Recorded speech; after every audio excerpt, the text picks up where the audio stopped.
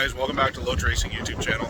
I forgot to take a video at the track when we were there in Bonfield Event Park, but we're back home now.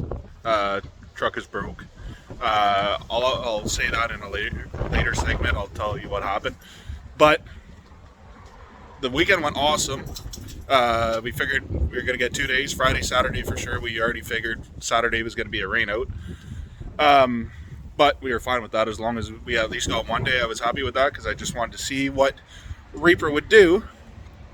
And to say it exceeded all of our expectations right off the hop is an understatement. Very first pass off the trailer. We pulled it out, set tire pressures, and I pulled a little boost out of the launch. Sitting here in the driveway, I had it set at... I think 13 pounds on the launch. I calmed that down a bit because the track was going to be green. It was our first weekend. I turned it down to, I think, 7. If I remember right, 7 or 7.5 pounds. We turned it down, pull up to the track, do a good burnout because the tires was a year since they've been on the track. Well, 8 months, whatever. We last raced in September of last year. Pull up, do a good burnout like I always do in this thing. Line up, stage it, put on the brake, bump in. Goes 598 at 91 mile an hour, and there's a reason because of that, mile an hour, and you're going to see it right now.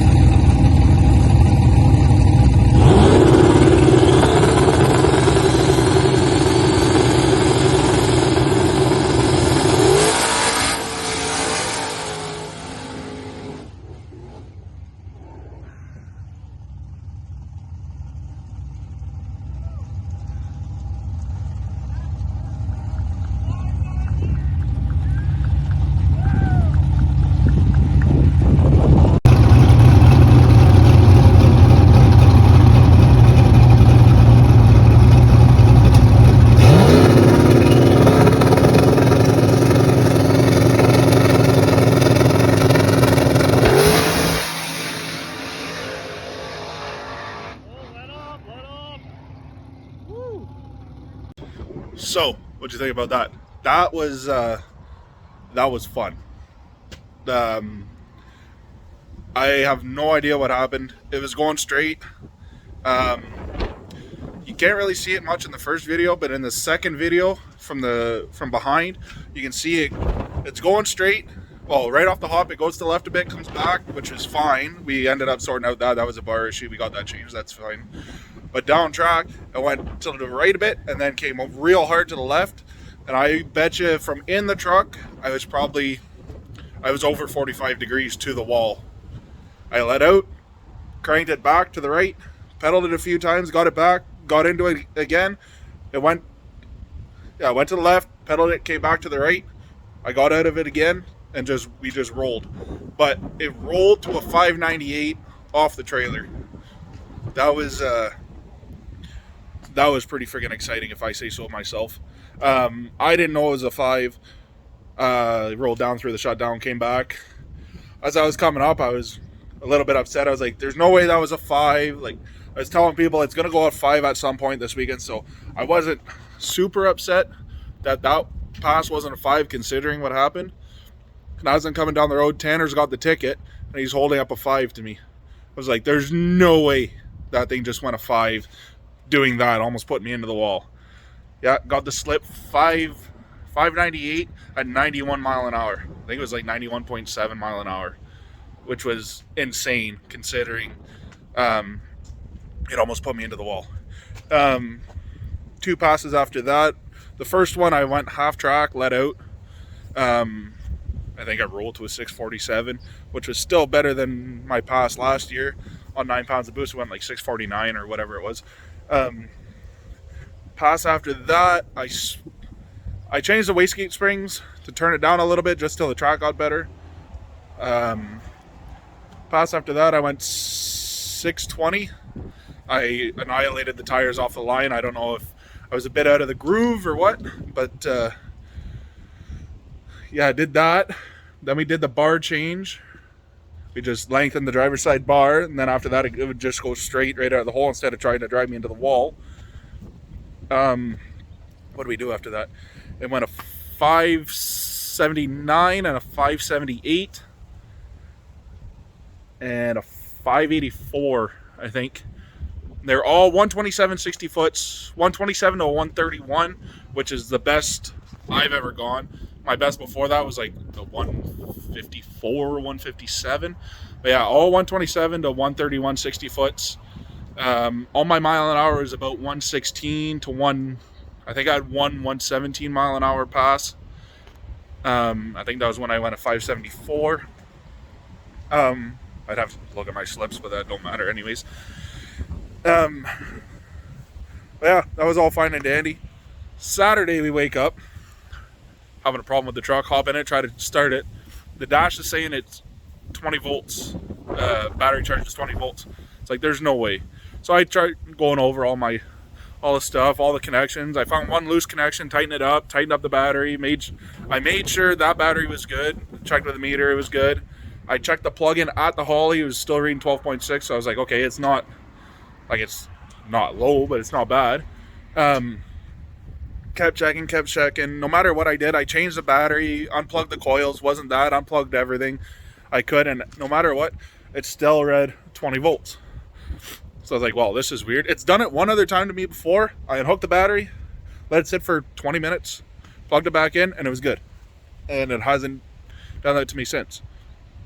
So, call Holly, and I don't really like to badmouth people, but I was not very impressed with their customer service. Myself and Em, we both called Holly, so because we wanted to, okay, first one to go through, we'll deal with them, and hopefully we can get this issue resolved. I was on the phone for 2.5 hours. She was on the phone for 2 hours. We never got through. So I was pretty mad about that. But I go over to Reaper as I'm still on hold with Holly. And I go, if you do not start right now, it's beer drinking time. Hook up the battery, hop in it, turn on my main power switch, hit ignition, let the Holly boot up and everything. It says 12.5 volts. It's like, are you fucking kidding me? I missed all the bracket racing that day because of that issue. Hit the primer pump, let it run for 3 or 4 seconds, hit the start, fires right up. No problems the rest of the day. Everything was perfect. We had to wait till all the bracket was done so that we could run. We ran some tests after. I put the big spring back in it because the track was a lot better, a lot more cars, a lot more big tire cars, so putting a lot more rubber down. Line up, do a really good burnout, back up, and I'm pumped. We put the big spring back in it, and I know it's not going to spin. Line up. I think it was on 11 pounds of boost, 10.5 pounds of boost.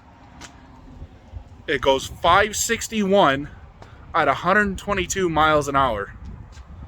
That thing was a freight train. And I'm still only on gate. I don't even have the boost controller hooked up. Like, the onboard air and everything's there. Nothing's hooked up. Nothing's turned on. I'm not worried about any of that. Goes 561 at 122. I was shocked. I thought my best, I was going to go 570, mid 570. Like, I thought the 77 I went would have been my best pass. But, no. Goes 561. And we're pumped. So I go up to line up again because I'm like, hey, we can do better than that. Might as well. We'll try it. We're already here. Go to line up, and Buddy, the race director, comes up to me with a stack of papers.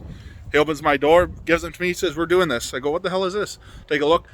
My NHRA license papers. Because I'm fast enough, going over faster than 750 in the 8th, you have to be licensed, I guess. So this is all new to me. I've never been a fast guy, so I didn't know any of this.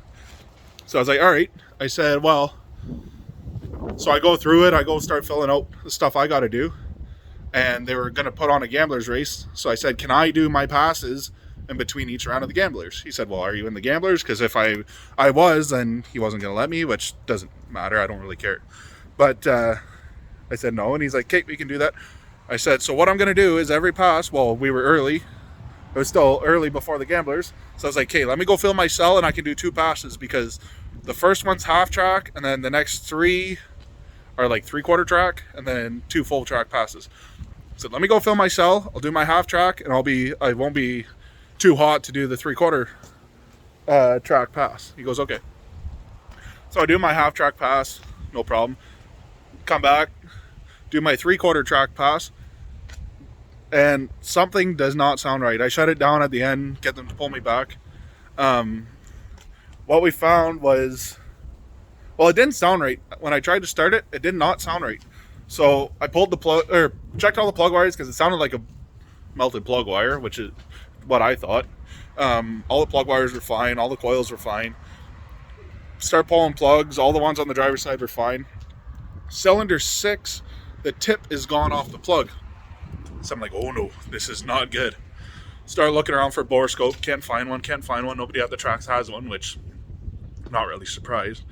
One of the sled guys goes, I've got a compression tester. I was like, well, that might help. So put the compression tester in that hole, 108 pounds of compression. I was like, oh, that's not good. Hopefully we didn't break a piston or something. Check the next one and all the rest on that side, 154, same, right around the same for the driver's side. So I was like, okay, fuck. So I called my buddy who lives just around the corner from the track. He's got a bore scope, or bore scope.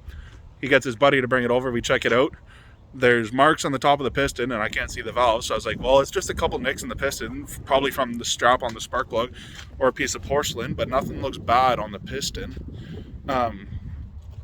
So I'm like, okay, I got to pull the heads. Maybe it's a bent valve or something like that. So we pushed it in the trailer. I didn't want to run it anymore.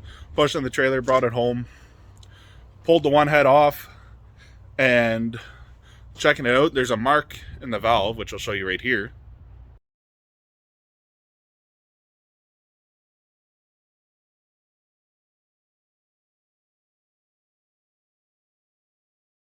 So you can see the 2 marks in the valve, or the 1 mark in the valve and the lines in the top of the valve. That I'm assuming is from either a piece of porcelain or the piece of the spark plug ground strap. So I said, no with it. We're going to send the head out. I send it to Joey, my engine builder, or the guy that helped me build my engine. He sends it to the machine shop. They call him and say, you got to send the other head. All the valves were stretched and tulipped. I put 10 passes on that motor, if that. About 10 passes. So send the other head out. Now I gotta wait till Monday to call ProMax to get the valve length and all the specs on that so I can get a new set of valves ordered. So I'm not very happy with that, but it is what it is. We didn't break the motor, but I won't be racing it in Kirkland next weekend, which kind of sucks, but I'd rather spend the money now, fix it, then I don't have to go to Kirkland and something else with the valves fuck up. Rather the heads are off, we'll fix it, put the money into it right now, and we'll be done with it. Because I don't like ripping shit apart multiple times. Like, things happen, you know, sometimes you don't catch the right thing, but we're gonna get this fixed and we'll be back in Bonfield once we have it fixed. Plan is in July we're going to take it to the dyno, back to ProTech. We're going to get it properly tuned because we're still going just off data logs right now. We only had, I think, 5 passes on the dyno before we blew both head gaskets on it, and this thing feels like a whole different motor, so we'll be good to do that. And I'm going intercooled. I think that's a step I need to go in because of how much power this thing's making, and I like this motor to live. So I'm going to be getting a water-to-air intercooler, and we're going to be swapping to that because I can't really put an air-to-air considering it's a one-piece front end and I'm not cutting another hole in this thing. So I'm going to have to move some stuff around and figure that out, but I'm going to have to, my buddy's got an air-to-water he's going to hook me up with, so we're going to do that. And it's going to be a busy next couple weeks. And I also got another little project, so that'll be in the next video. But Old Yeller might be making a comeback in Kirkland Lake. So we might have a video coming out about that as long as they get it together, which kind of sucks because I wanted to race him in Kirkland when he got his truck together, because that's what we did last year. The first weekend I had Reaper out, it was him and I. It was just like a test and tune weekend, so we would always run just in case something happened to me. I don't like people being in the other lane, but I know with Tanner, it's just a personal thing. I know with him, like if anything happens, it's not that big of a deal. We'll fix our shit, and I don't have to worry about if something happened and we got squirrely or whatever. I know it's just him and I, and we can fix our own shit. I don't like to get involved if I accidentally went into someone else's shit. Like, I'd feel way worse doing that than something that Tanner and I can fix because we have enough parts. But I guess I can leave it at that. We'll see if Yeller comes back for Kirkland. If not, it'll be, well, I'm not sure. His schedule is a little bit more open than mine for July, so he might do a lot more racing. I've got to work a bunch of the race weekends and then bring in Reaper to the dyno. You can see he's pretty sad. The front end's just sitting there right now. It's not even sitting on the truck. But we're going to do that. Kind of play it by ear, and both trucks will be out when they're both ready to go. Tanner's will be out before mine, obviously. But yeah, I would like to set something up for the Vinny Cup for Tanner and I, maybe to start off the first race. So I'm going to have to talk to Peter about that. A little brother versus brother thing. I think it'd be kind of cool. Two of the most iconic trucks up here in northern Ontario. Between his square body with purple flames and this little thing. I'd like to talk to Peter, and if we can do that, that'd be sweet. And if we can't, well, we can't. It's as easy as that. But I'm going to end it off here. Next video is going to be a video about a project I picked up. Oh, you can kind of see it there. Oh, too fast. A bunch of my friends, if you have me on Facebook, you know what it is. But something a little different. I've been wheeling and dealing on some golf carts and stuff lately. And this is a little step up. Something I'm a little bit familiar with, but not overly. But save that for the next video. See you later, guys. Thank you.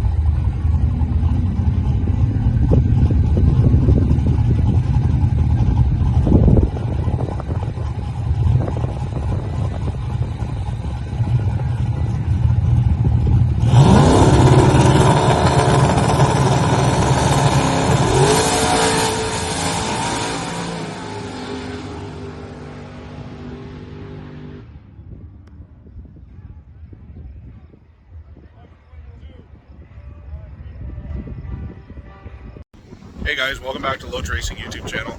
I forgot to take a video at the track when we were there in Bonfield Event Park, but we're back home now. Truck is broke.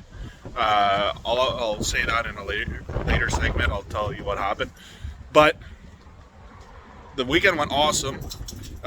We figured we were going to get 2 days, Friday, Saturday for sure. We already figured Saturday was going to be a rain out. But we were fine with that as long as we at least got 1 day. I was happy with that because I just wanted to see what Reaper would do.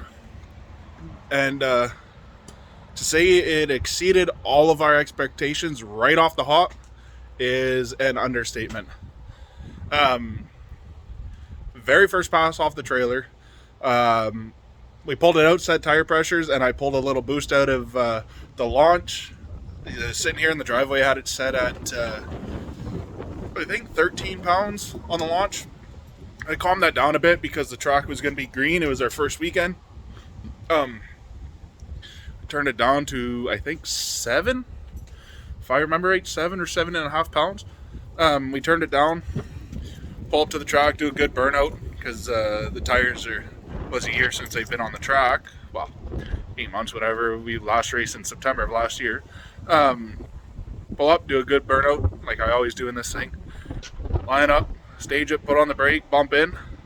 Goes 598 at 91 mile an hour, and there's a reason because of that, mile an hour, and you're going to see it right now.